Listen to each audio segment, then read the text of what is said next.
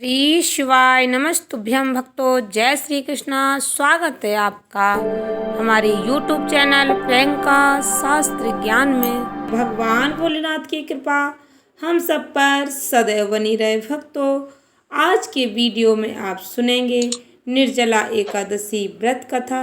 सभी भक्तों को निर्जला एकादशी के व्रत की हार्दिक शुभकामनाएं। भगवान लक्ष्मी नारायण की कृपा हम सब पर सदैव बनी रहे। भक्तों, निर्जला एकादशी का व्रत बहुत ही महत्वपूर्ण है। भक्तों, यह व्रत रखने से व्यक्ति सभी प्रकार के पापों से मुक्त हो जाता है। व्रत रखने के साथ ही व्रत कथा अवश्य श्रवण करें। यदि आप व्रत ना भी रखें तब भी व्रत कथा अवश्य श्रवण करें। व्रत कथा श्रवण करने मात्र से जीवन के सभी संताप दूर होते हैं, पापों से मुक्ति मिलती है। आप भगवान लक्ष्मी नारायण का पूजन करने के बाद व्रत कथा श्रवण करते हैं तब भी आपको पुण्य फलों की प्राप्ति होती है। ध्यान से श्रद्धा पूर्वक सुने भक्तों। इस व्रत कथा को भीमसेन व्यास जी से कहने लगे, हे पितामह, भ्राता युधिष्ठिर, माता कुंती, द्रौपदी, अर्जुन, नकुल और सहदेव सभी एकादशी का व्रत करने को कहते हैं, परंतु महाराज मैं उनसे कहता हूँ कि भाई मैं भगवान की पूजा आराधना तो कर सकता हूँ, दान भी दे सकता हूँ, परंतु भोजन के बिना नहीं रह सकता। इस पर व्यास जी कहने लगे कि हे भीमसेन, यदि तुम नरक को बुरा और स्वर्ग को अच्छा समझते हो तो प्रति मास की दोनों एकादशियों को अन्न मत खाया करो। भीम जी कहने लगे कि हे पितामह, मैं तो पहले ही कह चुका हूँ कि मैं भूख सहन नहीं कर सकता। यदि वर्ष भर में कोई एक ही व्रत हो तो वह मैं रख सकता हूँ, क्योंकि मेरे पेट में ब्रक नाम वाली अग्नि है, सो मुझे भोजन किए बिना नहीं रहने देती। भोजन करने से वह शांत रहती है, इसलिए पूरा उपवास तो क्या, एक समय भी बिना भोजन के रहना मेरे लिए कठिन है। अतः आप मुझे कोई ऐसा व्रत बताइए जो वर्ष में केवल एक बार ही करना पड़े और मुझे स्वर्ग की प्राप्ति हो जाए।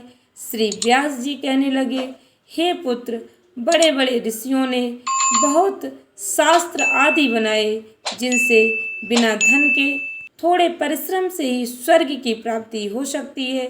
इसी प्रकार शास्त्रों में दोनों पक्षों की एकादशी का व्रत मुक्ति के लिए रखा जाता है। व्यास जी के वचन सुनकर भीमसेन नरक में जाने के नाम से भयभीत हो गए और कांप कर कहने लगे, अब मैं क्या करूं? मास में 2 व्रत तो मैं कर नहीं सकता। हाँ, वर्ष में एक व्रत करने का प्रयत्न अवश्य कर सकता हूँ। अतः वर्ष में एक दिन व्रत करने से यदि मेरी मुक्ति हो जाए तो ऐसा कोई व्रत बताइए। यह सुनकर व्यास जी कहने लगे कि वृषभ और मिथुन की संक्रांति के बीच ज्येष्ठ मास के शुक्ल पक्ष की जो एकादशी आती है उसका नाम निर्जला है। तुम उस एकादशी का व्रत करो। इस एकादशी के व्रत में स्नान और आचमन के सिवा जल वर्जित है। आचमन में 6 मासे से अधिक जल नहीं होना चाहिए, अन्यथा वह मद्यपान के सदृश हो जाता है। इस दिन भोजन नहीं करना चाहिए, क्योंकि भोजन करने से व्रत नष्ट हो जाता है। यदि एकादशी को सूर्योदय से लेकर द्वादशी के सूर्योदय तक जल ग्रहण न करें तो उसे सारी एकादशियों के व्रत का फल प्राप्त हो जाता है। द्वादशी को सूर्योदय से पहले उठकर स्नान आदि करके ब्राह्मणों को दान आदि देना चाहिए। इसके बाद भूखे और सतपात ब्राह्मण को भोजन कराकर फिर आप भोजन कर लें। इसका फल पूरे एक वर्ष की संपूर्ण एकादशियों के बराबर होता है। व्यास जी कहने लगे कि हे भीमसेन, यह मुझको स्वयं भगवान ने बताया है।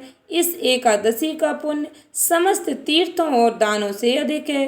केवल एक दिन मनुष्य निर्जल रहने से पापों से मुक्त हो जाता है। जो मनुष्य निर्जला एकादशी का व्रत करते हैं उनकी मृत्यु के समय यमदूत आकर नहीं घेरते, वरना वरन भगवान के पार्षद उसे पुष्पक विमान में बिठाकर स्वर्ग को ले जाते हैं।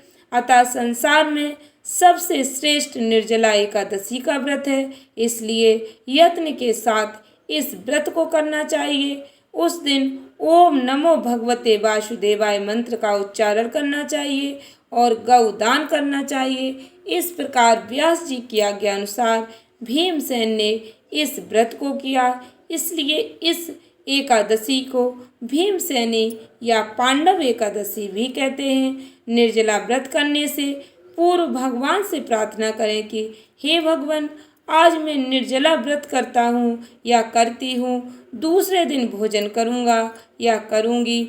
मैं इस व्रत को श्रद्धा पूर्वक करूँगा या करूँगी। अतः आपकी कृपा से मेरे सब पाप नष्ट हो जाएं। इस दिन जल से भरा हुआ एक घड़ा वस्त्र से ढककर दान करने से पुण्य फलों की प्राप्ति होती है।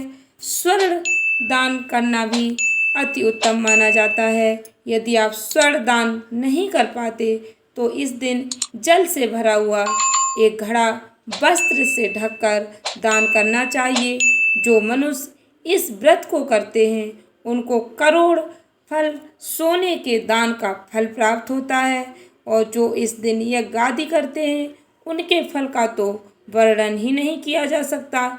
इस एकादशी के व्रत से मनुष्य विष्णु लोक को प्राप्त होता है।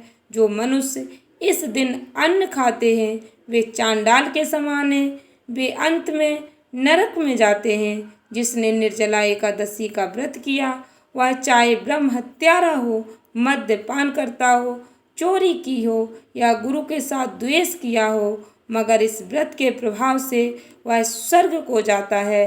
हे कुंती पुत्र, जो पुरुष या स्त्री श्रद्धा पूर्वक इस व्रत को करते हैं उन्हें अग्रलिखित कर्म करने चाहिए। प्रथम भगवान का पूजन, गौदान, ब्राह्मणों को मिष्ठान व दक्षिणा देनी चाहिए, जल से भरे कलश का दान अवश्य करना चाहिए। निर्जला एकादशी के दिन अन्य वस्त्र, जूती आदि का दान भी करना चाहिए। जो मनुष्य भक्ति पूर्वक इस कथा को पढ़ते या सुनते हैं उन्हें निश्चय ही स्वर्ग की प्राप्ति होती है, भगवान लक्ष्मी नारायण की कृपा प्राप्त होती है। आशा करती हूँ वीडियो अच्छी लगी होगी, उपयोगी लगी हो तो वीडियो को अधिक से अधिक भक्तों को शेयर करें। चैनल को सब्सक्राइब करके बेल आइकन अवश्य दबाएं। एकादशी का शुभ मुहूर्त, पारण का सही समय क्या रहेगा, इसका वीडियो मैंने पहले ही अपलोड कर दिया है, आप चैनल पर जाकर चेक कर सकते हैं। धन्यवाद भक्तों। श्री शिवाय नमस्तुभ्यम।